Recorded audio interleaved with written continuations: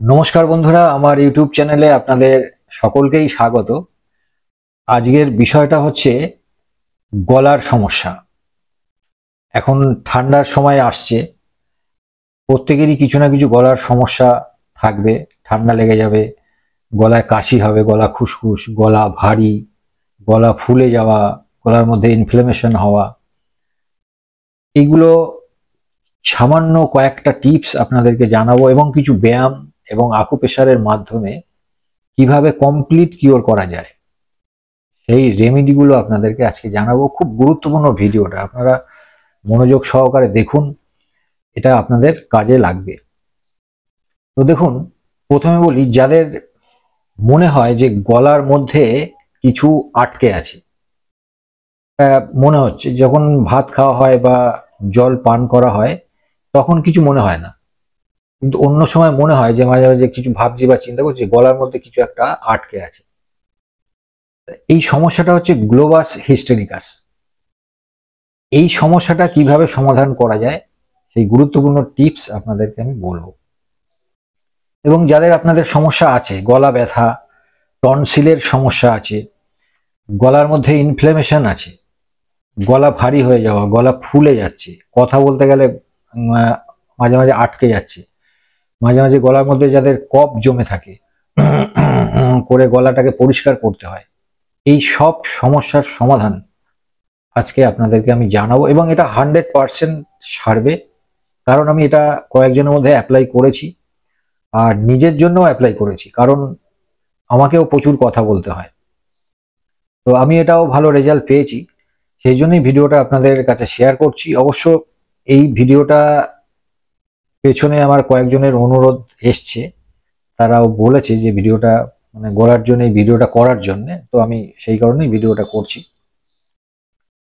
তো যাই হোক, এখন আসি যে গলার সমস্যা কিভাবে ঘরে বসে হোম রেমেডি মাধ্যমে আর কিছু একটা ব্যায়াম আমি দেখাবো, আর আকুপ্রেশারের মাধ্যমে কমপ্লিট কিওর করা যায়।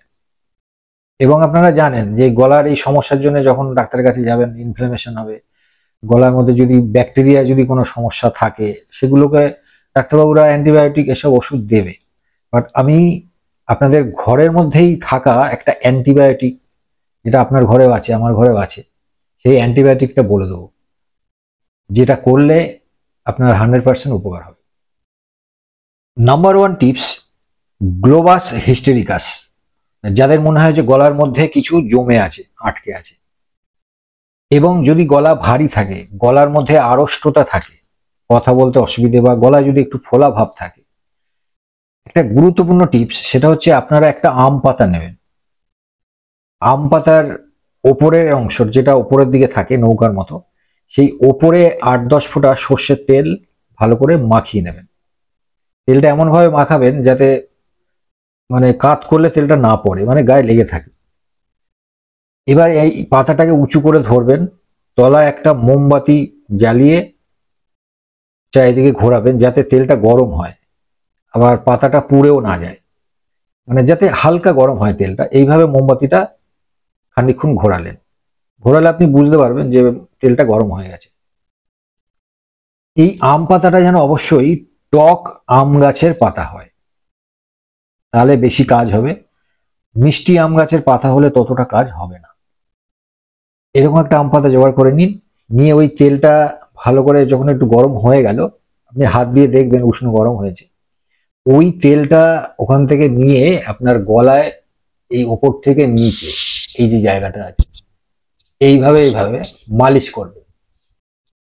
জাস্ট 3-4 মিনিট এরকম নিজে হাত দিয়ে, 2 আঙুল দিয়ে উপর থেকে নিচে টানবেন, এটাকে মালিশ করবেন। এইটা মালিশ করলে আপনার গলার আড়ষ্টতা যাদের আছে, এবং যদি ইনফ্লামেশন থাকে যে গলার মধ্যে কিছু জমে আছে, এই জিনিসটা কিন্তু ক্লিয়ার হবে।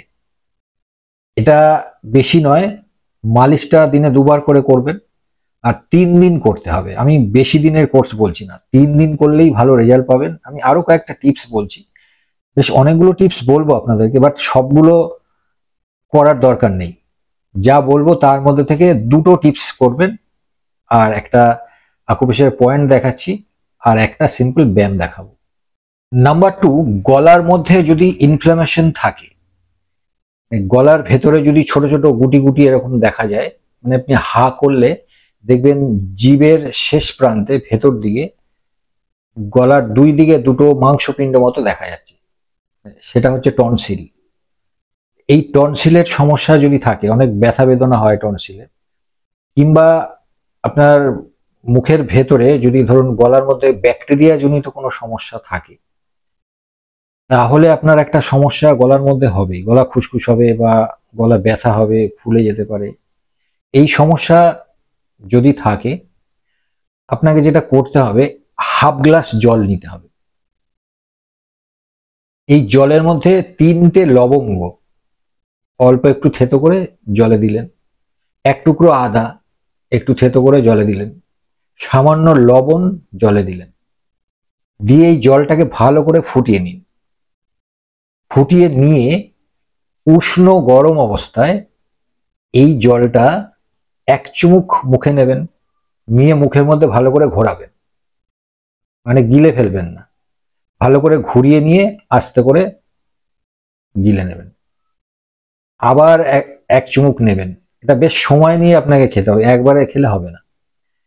আবার 1 চুমুক নেবেন, মুখের মধ্যে ভালো করে ঘোরাবেন, ঘুরিয়ে আস্তে করে গিলে নেবেন। এটা বেশ টাইম নিয়ে হাফ গ্লাস জলটা আপনাকে এইভাবে করে খেতে হবে।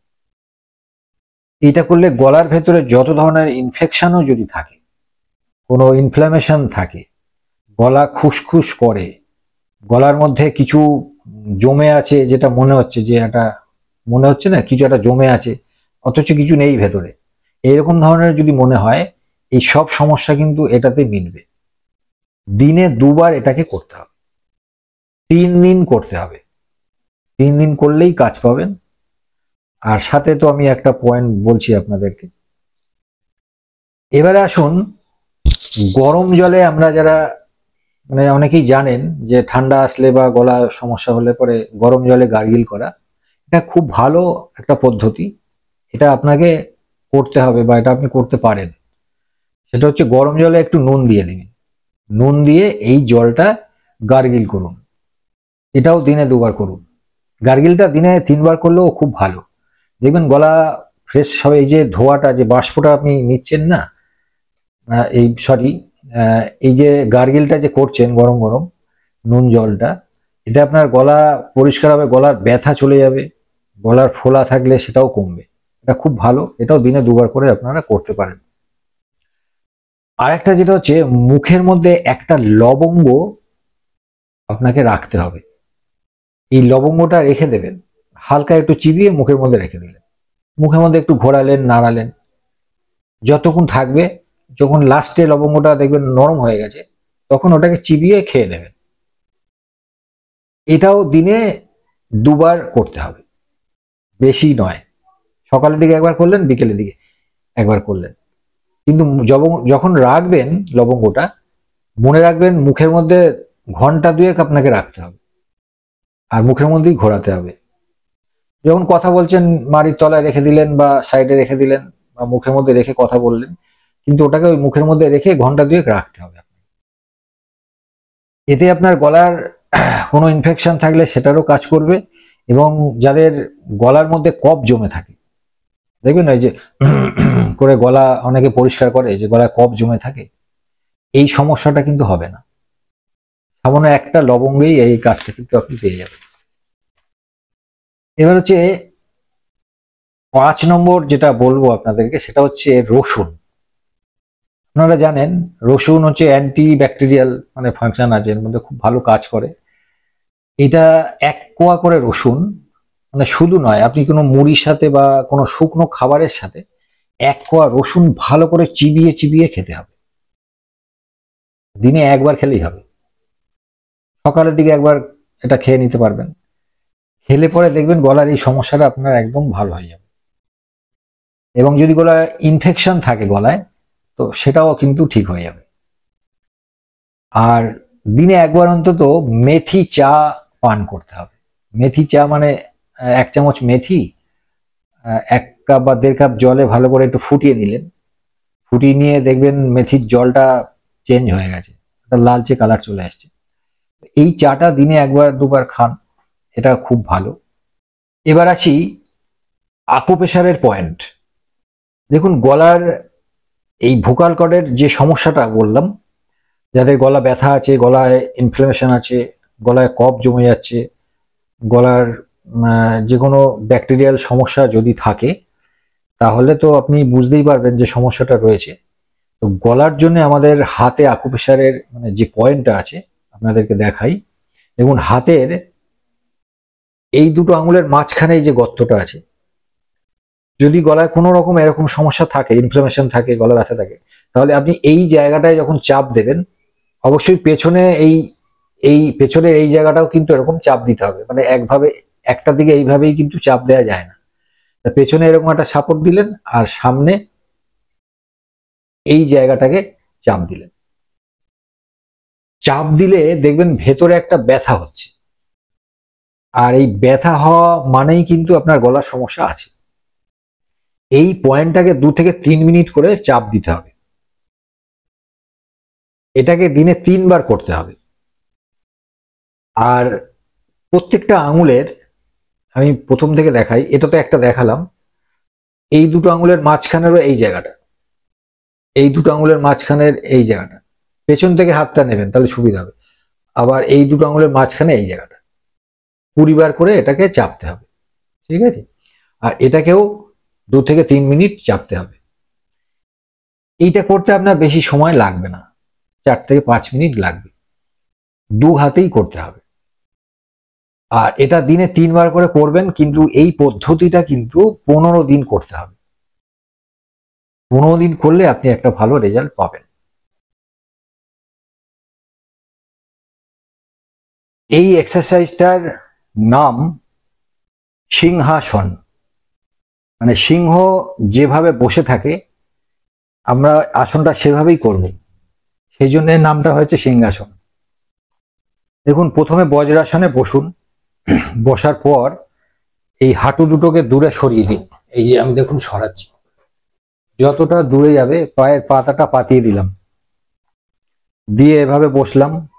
বসার পর হাত দুটোকে হাঁটুর উপরে এইভাবে রাখলাম, রেখে এই চিবুকটা বুকের সাথে ঠেকানোর চেষ্টা করব, যতটা হয় ঠেকিয়ে মুখটা বড় হা করব এবং জিভটা পুরো বাইরে বার করব। ভালো করে দেখুন, বাইরে বার করে আ করে একটা আওয়াজ করব। এটা 20 সেকেন্ড মতো আপনাকে করতে হবে। দেখুন আমি করছি।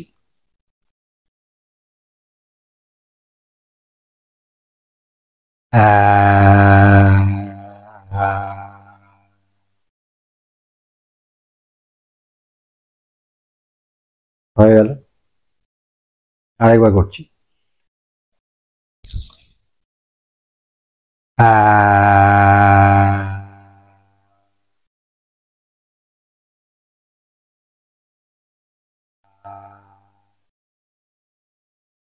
জিভটা যখন বার করবেন একদম পুরো বাইরে বার করবেন, যতটা বার করা যায়, এবং নিচের দিকে টানবেন। টেনে গলার ভেতর থেকে যেভাবে আমি আওয়াজটা করলাম, এই আওয়াজটা যত জোরে করতে পারবেন ততই ভালো। আমি মোটামুটি আওয়াজটা করলাম। এই আসনটা একভাবে বসেই 1-2 মিনিট করা যায়। প্রথমত 1 মিনিট করুন, এবং 1 মিনিটের মধ্যে এটা 20 সেকেন্ড করে যতক্ষণ আওয়াজটা করতে পারবেন করবেন, 20 সেকেন্ড করে। তারপরে একটু রিল্যাক্স হলেন, আবার এরকম করবেন।